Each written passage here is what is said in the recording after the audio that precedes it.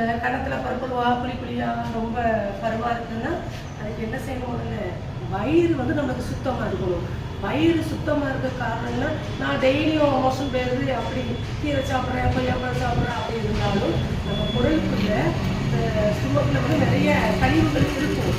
அதை வெளியாக்கணும். எப்படி வெளியாக்கணும்னா விளக்கெண்ணெய் இருக்குல்ல, விளக்கெண்ணெய் 2 ஸ்பூன் உள்ள குடிச்சிருங்க.